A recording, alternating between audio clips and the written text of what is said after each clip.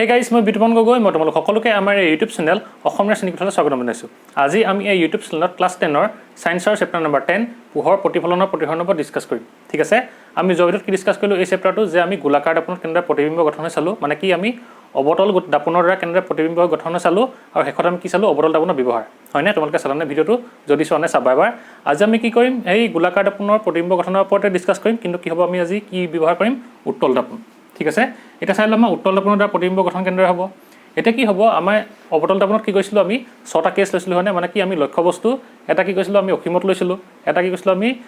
ভাজ কেন্দ্ৰৰ পৰা দূৰত লৈছিলোঁ, এটা লৈছিলোঁ আমি ভাজ কেন্দ্ৰত, এটা লৈছিলোঁ আমি ক'ত ভাজ কেন্দ্ৰৰ ফ'কাছৰ মাজত, তাৰপিছত এটা এবাৰ লৈছিলোঁ ক'ত আমি যে ফ'কাছত লৈছিলোঁ আৰু এবাৰ ল'লোঁ ক'ত আমি মেৰু আৰু ফ'কাছৰ মাজত হয়নে। এতিয়া কিন্তু কি হ'ব, আমি উত্তল দাপোনৰ ক্ষেত্ৰত কি কৰিম, আমি ইয়াত অকল দুটা কেছে ল'ম। ঠিক আছে, মানে কি হ'ব, যিহেতু কি হয় এক নম্বৰ কি হ'ব আমাৰ, যিহেতু এখন কি হৈছে আমাৰ উত্তল দাপোন, ধৰি লোৱা এই উত্তল দাপোনখনত কি হ'ব, এইডাল হৈছে আমাৰ মুখ্য অক্ষ হ'ল, এইটো হৈছে মেৰু পি, ফ'কাছ এইফালে হ'ব এফ, আৰু কি হ'ব আমাৰ যে ভাজ কেন্দ্ৰ এইফালে হ'ব চি হ'ল। আৰু কি হয় আমাৰ এই উত্তল দাপোনখনৰ প্ৰতিফলন পৃষ্ঠ ক'ত থাকে, এনেকৈ বাহিৰলৈ বক্ৰ হয়, আৰু সেইকাৰণে কি হ'ব আমাৰ যিহেতু লক্ষ্য বস্তু এইফালে থাকিব লাগিব, সেইকাৰণে আমি কি কৰিব লাগিব, ইয়াত আমি দুটা কেছে কনচিডাৰ কৰিম, মানে কি ক'ৰ পৰা, এটা আমি অসীমৰ পৰা ল'ম আৰু এটা ক'ৰ পৰা ল'ম আমি অসীম আৰু এই মেৰুৰ মাজত ল'ম। ঠিক আছে, আৰু সেইকাৰণে প্ৰথমে তোমালোকে লিখি লোৱা যে কি লক্ষ্য বস্তুৰ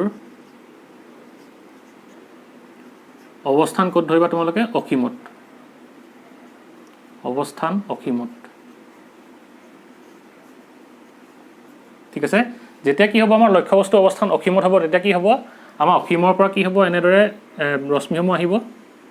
ঠিক আছে, আৰু কি হ'ব এই মুখ্য অক্ষ সমান্তৰালকৈ আহিব, আৰু যেতিয়া মুখ্য অক্ষ সমান্তৰালকৈ আহে তেতিয়া কি হ'ব আমাৰ এই ৰশ্মিসমূহ উত্তল দাপোনৰ ক্ষেত্ৰত কি হয় যে প্ৰতিফলনৰ পিছত এনেকৈ ফ'কাছৰ পৰা ওলাই যোৱাৰ নিচিনা লাগে হয়নে, মানে কি হ'ব এনেকৈ এইফালে প্ৰতিফলিত হ'ব আৰু কি হ'ব ই এনেকৈ ফ'কাছৰ পৰা ওলাই অহা নিচিনা লাগিব। ঠিক আছে, আৰু কি হ'ব আমাৰ ই এইফালে যাবগৈ প্ৰতিফলিত হয়, ৰ'বা কি হ'ব আমাৰ এইফালে এনেকৈ যাবগৈ প্ৰতিফলিত হয়, আৰু কি হ'ব ই ফ'কাছৰ পৰা এনেকৈ ওলাই যোৱাৰ নিচিনা হ'ব। ঠিক আছে, আৰু ফলত কি হ'ব আমাৰ যিটো প্ৰতিবিম্ব গঠন হ'ব সেইটো এতিয়া ক'ত গঠন হ'ব, এতিয়া আমাৰ ই ফ'কাছত গঠন হ'ব, কাৰণ কেলৈ আমাৰ যিহেতু ৰশ্মিকেইডাল এনেদৰে আঁতৰি গুচি গ'ল। ৰ'বা অলপ বেকা হৈছে, তোমালোকে স্কেল ইউজ কৰি ৰাখিবা। যিহেতু কি হ'ল আমাৰ ৰশ্মিকেইডাল এনেকৈ দূৰলৈ আঁতৰি গুচি গ'ল, সেইকাৰণে কি আমি ইয়াত কি কৰিব লাগিব, আমাৰ এই উত্তল দাপোনৰ ভিতৰলৈ কি কৰিব লাগিব,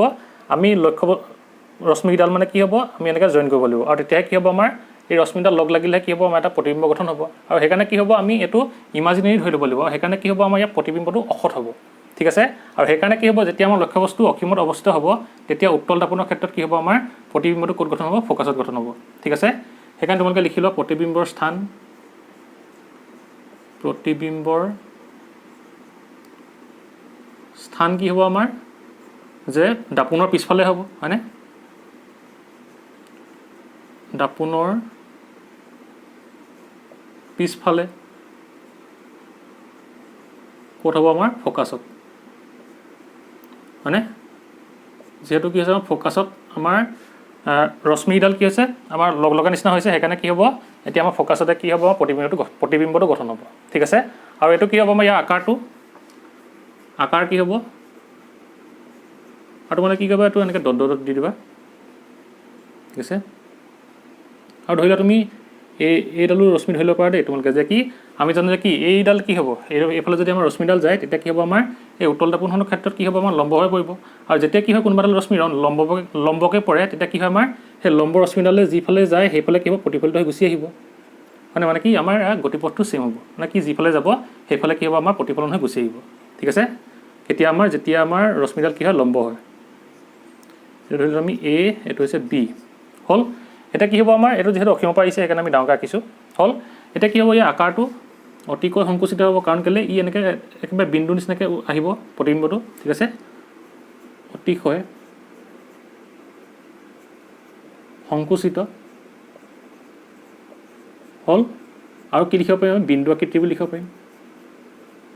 বিন্দু আকৃতিৰ। ঠিক আছে, আৰু কি হ'ব ইয়াৰ প্ৰকৃতিটো কি হ'ব, প্ৰকৃতি ইয়াক আমি ৰশ্মিকেইডালে কটাকটি কৰা দেখিছোঁ জানো, নাই দেখা, আৰু সেইকাৰণে কি হ'ব ই অসৎ হ'ব, সেইকাৰণে কি হ'ব ই অসৎ হ'ব। আৰু সদায় মনত ৰাখিবা যেতিয়া আমি ধৰি ল'ম যে কি ৰশ্মিকেইডাল এনেকৈ কটাকটি কৰিছে তেতিয়া আমাৰ কি হ'ব যিটো প্ৰতিবিম্ব গঠন হ'ব সেইটো সদায় থিয় হ'ব ঠিক আছে আৰু কি হ'ব আমাৰ থিয় হ'ব তোমালোকে অৱতল তাপনৰ ক্ষেত্ৰত দেখিছিলা কি হৈছিলে আমাৰ যেতিয়া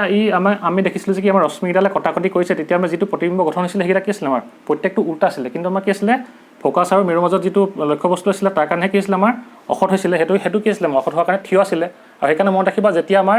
প্ৰতিবিম্বটো অসৎ হ'ব তেতিয়া কি হ'ব থিয় হ'ব ঠিক আছে তোমালোকে লিখি লোৱাটো হ'বতো বুজি পালা মানে কি লক্ষ্যবস্তু অৱস্থান অসীমত হ'লে কি ক'ত আমাৰ প্ৰতিবিম্বটো গঠন কৰিব ফ'কাছত হ'ল তোমালোকে ঠিক আছে এতিয়া কি হ'ব আমি 2 নম্বৰটো চাম যে কি আমাৰ লক্ষ্যবস্তুটো ক'ত থাকিব অসীম আৰু এই মেৰুৰ মাজত থাকিব হ'ল আমি ইয়াত দুটা কেছে কি কৰিব লাগিব কনচিডাৰ কৰিব লাগিব কাৰণ কেলৈ আমি দাপোনখনৰ এইফালে পিছফালে আমি ইয়াত ল'ব নোৱাৰোঁ লক্ষ্যবস্তুটো এইফালৰ যদি লক্ষ্যবস্তু লওঁ কি হ'ব আমাৰ প্ৰতিফলন পৃষ্ঠটো এখন নাই এইফালে নাই মানে কি এইফালে আছে বাহিৰলৈহে আছে সেইকাৰণে কি হ'ব আমি ইয়াত আমি দুটা কেছে ল'ব পাৰিম হ'ল এতিয়া কি কৰিম আমি লক্ষ্যবস্তু অৱস্থান অসীম আৰু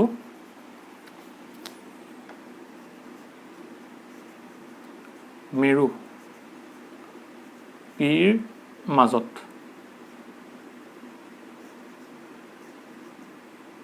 ঠিক আছে এতিয়া কি কৰিম আমি অসীম আৰু পিৰ মাজত ল'ম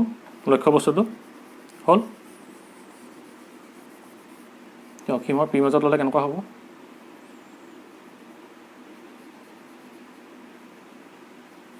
তোমালোকে সদায় স্কেল পেঞ্চিল ইউজ কৰিবা ঠিক আছে যেতিয়া ৰশ্মি চিত্ৰ আঁকা হ'ব ধৰি লোৱা এইখন হৈছে আমাৰ উত্তল দাপোন এটা কি হ'ব এইডাল হৈছে আমাৰ মুখ্য অক্ষ ঠিক আছে এতিয়া আমি ধৰিম যে কি আমাৰ লক্ষ্যবস্তুটো ক'ত আছে যে অসীম আৰু মেৰুৰ মাজত ধৰি লোৱা আমাৰ এডোখৰতে আছে এইটোকে তুমি এ আৰু বি হ'ল এতিয়া কি হ'ব আমাৰ যে ধৰি লওঁ আমি এনেকৈ গৈছে এইকেইটা ফ'কাছ আৰু এইটো তলত দিওঁ এইটো ফ'কাছ এইটো হৈছে ভাস্কেন্দ্ৰ হ'ল আৰু মেৰুটো হৈছে এইটো কি পি হ'ল এতিয়া কি হ'ব ধৰি লোৱা আমাৰ ৰশ্মিডাল কি হৈছে এনেদৰে গৈছে মানে কি মুখ্য অক্ষ সমান্তৰালকৈ গৈছে আৰু আমি জানো যে কি মুখ্য অক্ষ সমান্তৰালকৈ যেতিয়া যাব উত্তল দাপনৰ ক্ষেত্ৰত তেতিয়া কি হ'ব আমাৰ সেই ৰশ্মিডাল প্ৰতিফলিত হৈ এইফালে যাব মানে কি ফ'কাছৰ পৰা এনেকৈ ওলাই যোৱা নিচিনা লাগে আৰু সেইকাৰণে কি হ'ব এইফালে গুচি যাবগৈ প্ৰতিফলিত হৈ মানে কি হ'ব আমাৰ প্ৰতিফলিত ৰশ্মিডাল কি হ'ব এনেকৈ ফ'কাছৰ পৰা ওলাই যোৱা নিচিনা লাগে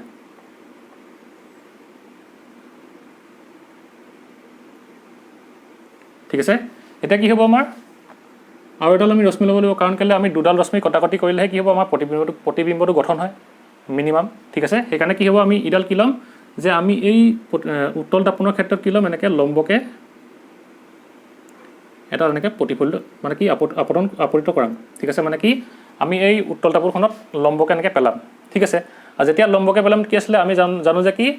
যে আমাৰ এই উত্তল বা অৱতল দাপোনৰ ক্ষেত্ৰত যেতিয়া ৰশ্মিডাল লম্ব হয় তেতিয়া কি হয় আমাৰ এই ভাস্কেন্দ্ৰৰ মাজৰ পৰা অহা নিচিনা লাগে আৰু সেইকাৰণে কি হ'ব লম্ব হ'লে যিটো পথে আহে সেইটো পথে কি হয় মুভ কৰে মানে কি হয় প্ৰতিফলিত হয় সেই পাথটোৱে গুচি যায়গৈ এনেকৈ আৰু সেইকাৰণে কি হ'ব আমাৰ ইয়াক কেনেকুৱা নিচিনা লাগিব যে ই আমাৰ এই ভাস্কেন্দ্ৰৰ পৰা অহা নিচিনা লাগিব ঠিক আছে তোমালোকেতো স্কেল পেঞ্চিল ইউজ কৰিবা আৰু ভালকৈ আঁকি দিওঁ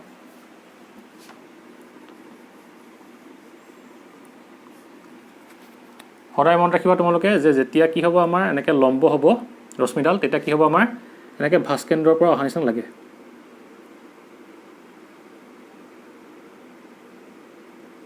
ঠিক আছে আৰু এডাল কি হ'ব আমাৰ যিহেতু ইয়াত এনেকৈ লম্ব হোৱাকৈ পৰিলেগৈ আৰু লম্ব হৈ পৰিলে কি হয় আমাৰ যিটো পথে ৰশ্মিডাল আহে সেই পথে কি হয় আমাৰ উভতি যায় প্ৰতিফলনৰ পিছত সেইকাৰণে কি হ'ব এইফালে উভতি যাব আৰু ই কি হ'ব আমাৰ এনেকৈ চিৰ পৰা এনেকৈ ওলাই অহা নিচিনা লাগিব হ'ল আৰু সেইকাৰণে কি হ'ব আমাৰ ই কি হৈছে আমাৰ ইমাজিনেৰলি কি হৈছে আমাৰ এইফালে কটাকটি কৰাৰ নিচিনা হৈছে ঠিক আছে আৰু সেইকাৰণে কি হ'ব আমাৰ এইটো কটাকটি কৰাৰ কাৰণে এইটো আমাৰ কি হ'ব প্ৰতিবিম্ব হৈ যাব আৰু সেইকাৰণে কি হ'ব ই থিয় হ'ব এ বি মানে কি এ ডেছ বি ডেছ ঠিক আছে এইটোৱে কি হ'ব আমাৰ যেতিয়া লক্ষ্যবস্তু ক'ত থাকিব আমাৰ অসীম আৰু মেৰু পিৰ মাজত থাকিব ঠিক আছে কি হ'ব যেতিয়া আমাৰ মুখ্য অক্ষৰ মাজে আহিব তেতিয়া কি হ'ব ফ'কাছৰ মাজেদি এনেকৈ ওলাই যোৱা নিচিনা লাগিব সেইকাৰণে কি কৰিলোঁ আমি এইফালে ফ'কাছৰ পৰা এনেকৈ লগাই দিলোঁ ফ'কাছলৈ এনেকৈ লগাই দিলোঁ তাৰপিছত কি হ'ব আমাৰ যেতিয়া আমি কি কৰিম ৰশ্মিডাল এনেকৈ এই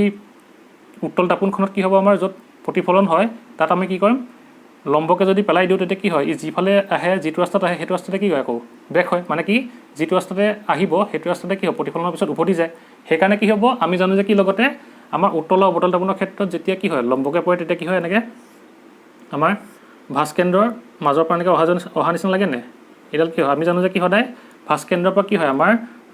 এই যিখন প্ৰতিফলন পৃষ্ঠ হয় তাৰ আমাৰ এডাল কি হয় লম্ব হয় ভাস্কেন্দ্ৰৰ পৰা অনা ৰশ্মিডাল ঠিক আছে সেইকাৰণে কি হ'ব আমাৰ এডাল ভাস্কেন্দ্ৰৰ পৰা অহা নিচিনা লাগিব আৰু সেইকাৰণে কি হ'ব আমাৰ যিটো প্ৰতিবিম্ব গঠন হ'ব সেইটো গঠন হ'ব এতিয়া মেৰু আৰু ফ'কাছৰ মাজত ঠিক আছে হ'ল তোমালোকে এইটো প'জ কৰি লিখি আঁকি লোৱা আৰু কি হ'ব এতিয়া আমাৰ প্ৰতিবিম্ব স্থানটো কি হ'ব দাপোনৰ পিছফালে হ'ব আৰু ফ'কাছ আৰু মেৰুৰ মাজত হ'ব কমা বুলি ল'বা ফ'কাছ আৰু মেৰুৰ মাজত হ'ল আৰু কি হ'ব আমাৰ ই সংকুচিত হ'ব আৰু কি ই অতিশয় সংকুচিত নহয় কাৰণ কেলৈ ইয়াক আমি দেখিছোঁ হ'ল আৰু ই কি নহয় বিন্দু আকৃতি নহয় সেইকাৰণে মহাই দিম ইয়াত অকল আমি কি লিখিম সংকুচিত বুলি লিখিলে হ'ব ঠিক আছে মানে কি ই লক্ষ্য বস্তুৰ তুলনাত কি হৈ গ'ল প্ৰতিবিম্বটো সৰু হৈ গ'ল সেইকাৰণে আমি কি লিখিম সংকুচিত ঠিক আছে আৰু কি হৈছে ইয়াৰ প্ৰকৃতি কি হ'ব অসৎ হৈছে কাৰণ কেলৈ ইয়াক আমি ইমাজিনেলি কি কৈছোঁ কটাকটি কৰিছোঁ সেইকাৰণে কি হ'ব অসৎ হ'ব মানে কি আমাৰ ইয়াত প্ৰতিবিম্বটো আমি গঠন হোৱা দেখা নাই মানে কি পিছফালে গঠন হোৱাৰ নিচিনাই দেখুৱাইছোঁ সেইকাৰণে কি হ'ব ই অসৎ হ'ব আৰু লগতে কি হ'ব থিয় হ'ব ঠিক আছে আৰু সেইকাৰণে কি হ'ব এইটো আমাৰ লক্ষ্য বস্তু যেতিয়া অসীম আৰু মেৰুৰ মাজত থাকিব তেতিয়া প্ৰতিবিম্বটো আমাৰ ক'ত গঠন হ'ব ফ'কাছ আৰু মেৰুৰ মাজত ঠিক আছে লিখি লোৱা তোমালোকে সদায় মনত ৰাখিবা যেতিয়া কি হয় আমাৰ প্ৰতিবিম্বটো এই দাপোনখনৰ পিছফালে গঠন হয় তেতিয়া আমাৰ কি হ'ব প্ৰতিবিম্বটো সদায় অসৎ হ'ব ঠিক আছে আৰু অসৎ প্ৰতিবিম্ব সদায় কি হ'ব আমাৰ থিয় হ'ব হ'ল লিখি লোৱা বুজিলা ইমানখিনি এতিয়া কি হ'ব আমাৰ ইমানেই আছিলে উত্তল দাপোনৰ দ্বাৰা প্ৰতিবিম্ব গঠন এতিয়া কি হয় আমাৰ উত্তল দাপোনবোৰ ক'ত ব্যৱহাৰ কৰে যে আমাৰ গাড়ীত যে ব্যৱহাৰ কৰে গ্লাছকেইখন বা কি বাইকত বা স্কুটিত সেইবোৰ কি হয় আমাৰ উত্তল দাপোন ব্যৱহাৰ কৰে কাৰণ কেলৈ আমাৰ উত্তল দাপোনে কি কৰে সদায় দেখিছানে তোমালোকে থিয় দেখিছানে থিয় প্ৰতিবিম্ব গঠন কৰে কেতিয়াও উল্টা প্ৰতিবিম্ব গঠন নকৰে ঠিক আছে মানে কি সৰুকৈ হ'লেও কি হ'ব আমাৰ থিয়কৈ প্ৰতিবিম্ব গঠন কৰে আৰু সেইকাৰণে কি কৰে তাক গাড়ী বা এনেকৈ বাইকত গ্লাছত ইউজ কৰে ঠিক আছে দেখি লোৱা মানে পিছত গাড়ী চাবলৈ হ'ল এইখিনি আছিলে আমাৰ উত্তল দাপোনৰ কথা হ'ব এতিয়া কি হ'ব আমাৰ ইয়াৰ পিছত এটা আছে অনুশীলনী বা কি প্ৰশ্নাৱলী আছে সেই প্ৰশ্নাৱলীটো আমি ডিছকাছ কৰিম এতিয়া ঠিক আছে তোমালোকে এইখিনি লিখি লোৱা মই মোহাৰি দিওঁ এইখিনি এতিয়া চাই লওঁ প্ৰশ্নাৱলী প্ৰথম কুৱেশ্যনটো কি কৈছে যে কি সুধিছে আমাক অৱতল দাপোনৰ মুখ্য ফ'কাছৰ সংজ্ঞা দিয়া আমি চাইছিলোঁ সংজ্ঞা তথাপিও এবাৰ চাই লওঁ যে কি কৈছে আমাক অৱতল দাপোনৰ ক্ষেত্ৰত মুখ্য অক্ষৰ সমান্তৰাল ৰশ্মিসমূহ প্ৰতিফলনৰ পিছত মুখ্য অক্ষৰ ওপৰত দাপোনৰ সন্মুখত অৱস্থিত এটা বিন্দুলৈ অভিসাৰী হয় এই বিন্দুটোক অৱতল দাপোনৰ মুখ্য ফ'কাছ বোলে মানে কি যেতিয়া আমাৰ এখন অৱতল দাপোন হৈছে অৱতল দাপোনৰ মুখ্য অক্ষৰ সমান্তৰালকৈ যেতিয়া আমাৰ ৰশ্মিসমূহ আহিব তেতিয়া কি হ'ব আমাৰ সেই ৰশ্মিসমূহ এই দাপোনৰ আগফালে থকা কি হ'ব আমাৰ মুখ্য অক্ষৰ ওপৰত দাপোনৰ আগফালে মানে কি দাপোনৰ সন্মুখত কি হ'ব এটা আমাৰ পইণ্ট থাকিব সেই পইণ্টটোৰ মাজেৰে যাব বা কি হ'ব সেই পইণ্টলৈ অভিসাৰী হ'ব মানে কি হ'ব এনেকৈ সোমাবগৈ ঠিক আছে আৰু সেই বিন্দুটোকে আমি কি বুলি ক'ম মুখ্য ফ'কাছ বুলি ক'ম আৰু এই বিন্দুটো হৈছে কি আমাৰ এই কেপিটেল এফটো ঠিক আছে আমিতো চাইছিলোঁ আগতে মানে কি হয় যেতিয়া মুখ্য অক্ষৰ সমান্তৰালকৈ আহে তেতিয়া কি হয় ফ'কাছৰ মাজেদি যায় যে সেইটো কথা কৈছে ঠিক আছে আৰু এইটো হ'ব ইয়াৰ ডায়েগ্ৰামটো তোমালোকেতো আঁকি লোৱা আৰু লিখি লোৱা হ'ল আৰু ইয়াক কিহে বুজায় কেপিটেল এফৰ সহায়ত ঠিক আছে এইখিনি বুজাইছিলোঁ মই তথাপিও লিখি দিছোঁ এবাৰ হ'ব হ'ল তোমালোকে প'জ কৰি লিখি ল'বা এতিয়া আমি ইয়াৰ পিছৰ কুৱেশ্যনলৈ যাম কি দিয়া আছে চাম হ'ব এতিয়া চাই লওঁ 2 নম্বৰ কুৱেশ্যনটো কি সুধিছে যে কি কৈছে আমাক গোলাকাৰ দাপোন এখনৰ ভাঁজ ব্যাসাৰ্ধ 20 চেণ্টিমিটাৰ ইয়াৰ ফ'কাছ দৈৰ্ঘ্য কিমান হ'ব সুধিছে ঠিক আছে এতিয়া আমি লিখি লওঁ সেইকাৰণে কি দিয়া আছে আমাৰ দিয়া আছে কিমান হ'ব ভাঁজ ব্যাসাৰ্ধ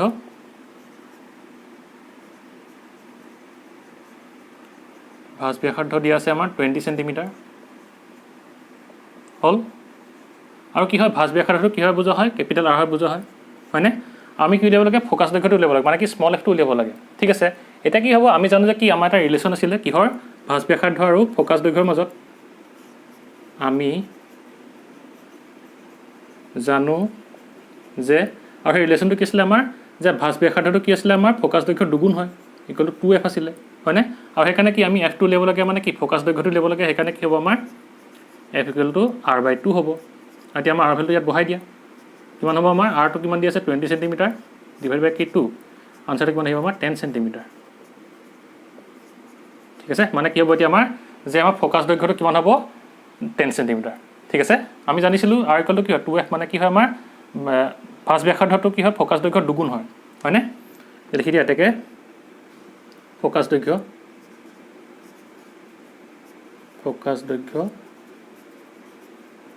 ইকুৱেল টু